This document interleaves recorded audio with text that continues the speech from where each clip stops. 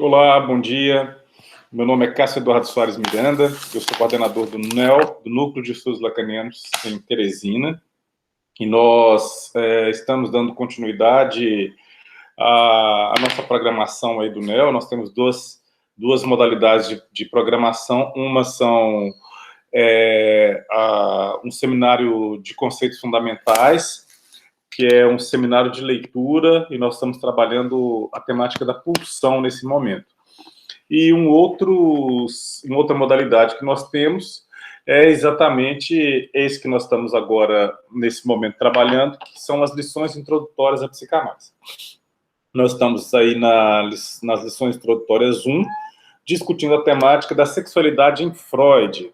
Então, seria uma espécie de uma teoria geral da sexualidade a partir da leitura do texto, do estudo do texto do Freud, os 3 ensaios. Então, nós trabalhamos na primeira temática, no primeiro bloco de trabalho, nós discutimos aí uma espécie de uma visão panorâmica da sexualidade em Freud, né, o primeiro ensaio, em que Freud vai discutir com sexólogos e médicos da época sobre a perversão, e Freud vai discutir aí, a partir do seu desenvolvimento teórico e clínico, o conceito, a noção de pulsão. Então ele vai dizendo da pulsão, que a pulsão ela é o que tem de mais variável, que o objeto é o que é de mais variável na pulsão. Na segunda lição, que trabalhamos o segundo ensaio, que é sobre a sexualidade infantil. E agora, no terceiro ensaio, nós iremos, na terceira lição, nós iremos discutir o terceiro ensaio de uma maneira bastante panorâmica também, que são as transformações da puberdade. Então, nós vamos começar a trabalhar hoje a noção que Freud defende em 1905 sobre as transformações da puberdade. E a partir dessa concepção freudiana, da discussão que Freud faz, talvez seja importante, muito rapidamente, a gente fazer um pouco dessa diferenciação entre o que é puberdade e o que é adolescência, a partir da psicanálise, né? A partir daquilo que a psicanálise vai defendendo e vai dizendo o que seria adolescência, o que seria puberdade, a partir exatamente desse texto do Freud, né? Que várias outras discussões e conceituações foram feitas aí no decorrer do tempo, obviamente, né? Mas para pensar nessa relação entre adolescência e psicanálise a partir da teoria psicanalítica, a partir desse texto de Freud, talvez a gente possa entender que a adolescência ela se configura como uma fase intermediária entre a infância e a idade adulta. Então, a adolescência ela passa a ser uma construção social. E por ser uma construção social, ela vai variar de acordo com a cultura, de acordo com o momento histórico, de acordo com uma série de situações daquilo que poderíamos chamar de modo geral de cultura, né? Ela vai se modificar. Ora, em determinados lugares, ela vai ter um intervalo maior, né? Essa passagem entre a infância e a idade adulta. Ora, vai ser menor, né? A depender também de uma série de fatores, inclusive econômicos, né?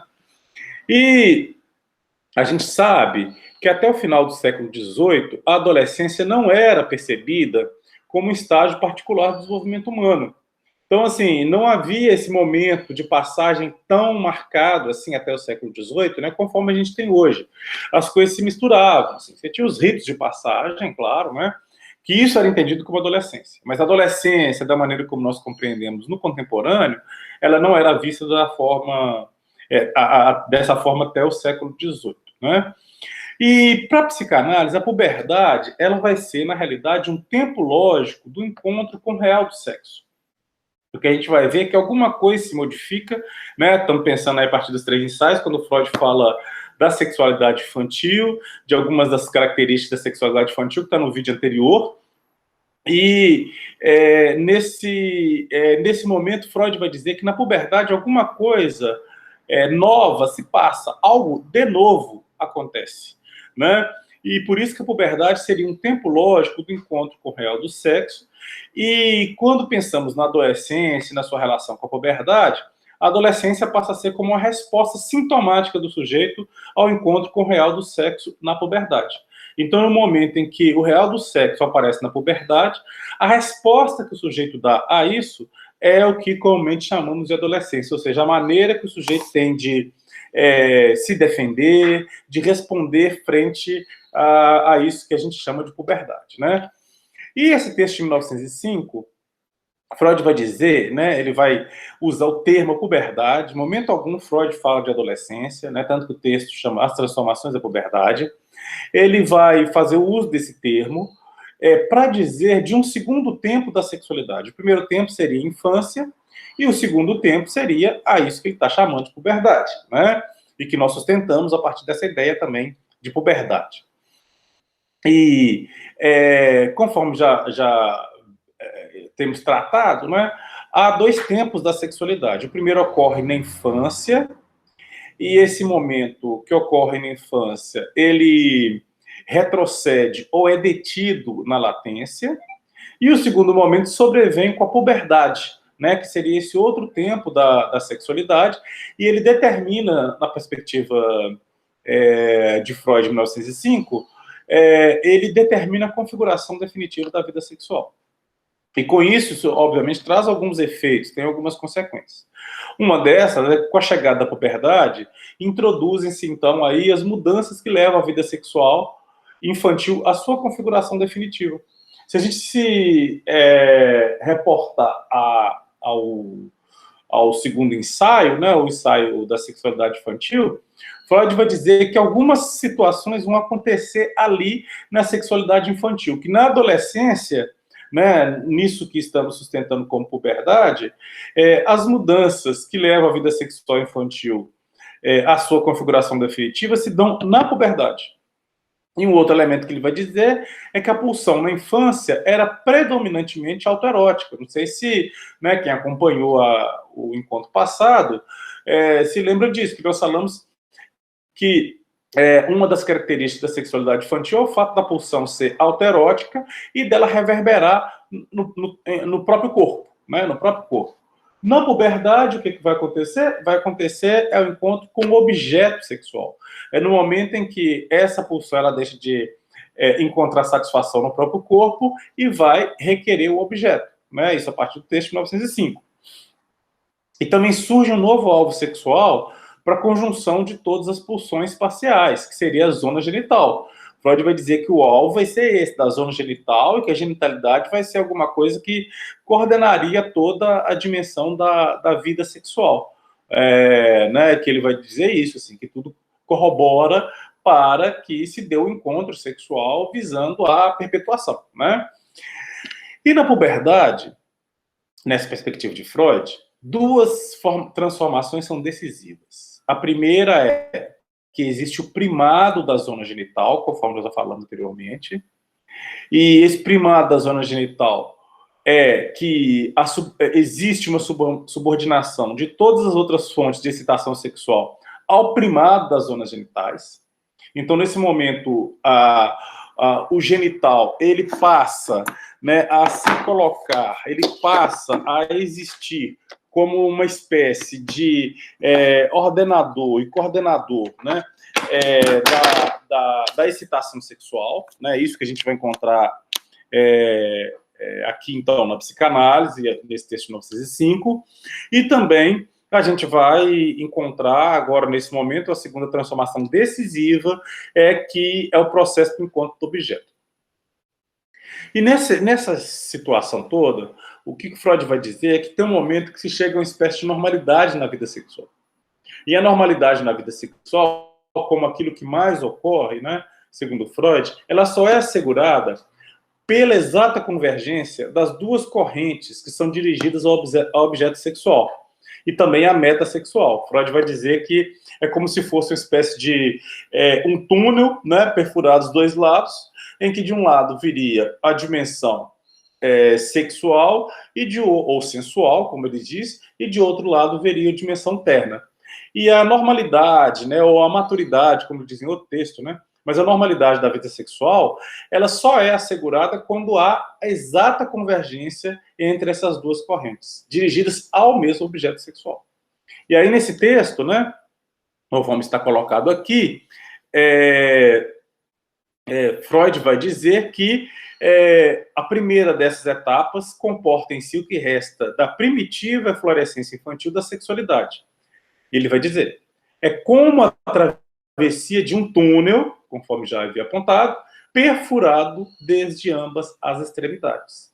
E que então, mais ou menos, né, no meio do túnel, né, nós teríamos as duas dimensões ou as duas correntes, assim, né? A gente teria a corrente da ternura e a corrente da sensualidade, e que isso garantiria, né, caso essas duas correntes elas fossem sustentadas, garantiria a normalidade da vida sexual, ou seja, amar e desejar sexualmente o mesmo objeto, né? E aí, Freud vai dizer também que existe um outro trabalho do Púberi tão importante, tanto para o sujeito quanto para o progresso das próximas gerações, mas que é muito difícil, né? Que ele vai dizer que é a separação dos pais da infância e o redespertar do Édipo.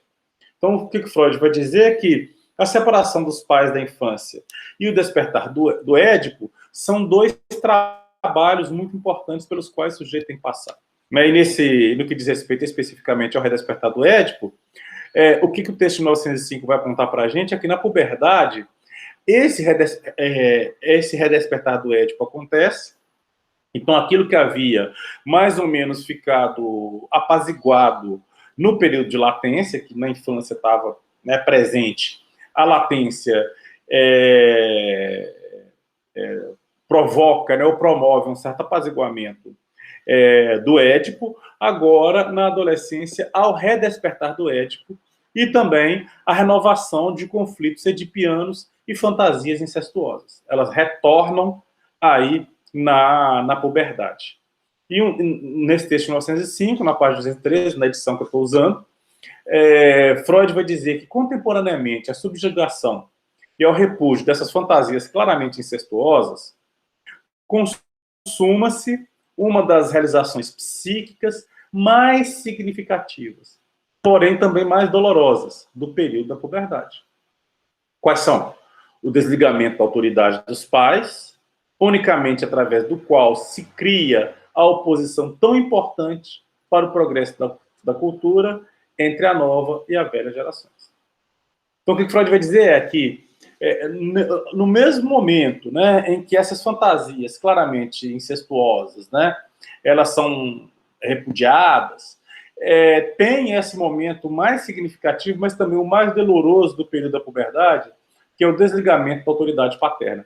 Mas que isso é muito importante, né, tanto para o indivíduo, né, assim, vamos usar esse termo agora, né, quanto para o progresso da cultura, né, esse conflito entre, poderíamos chamar dessas gerações, né. E aí, nesse caso, Freud vai construir também nesse texto, nessa transformação da puberdade, tem várias discussões muito importantes ali, mas nosso tempo não nos permite, né, porque a gente vai tirar um tempo para a discussão depois. Freud vai destacar um pouco também a respeito da teoria da libido. E ele vai dizer, nesse texto, que a libido seria uma espécie de força quantitativamente variável que poderia medir os processos e transformações ocorrentes no âmbito da excitação sexual. Seria uma espécie de representação psíquica da pulsão, não é da pulsão sexual, né?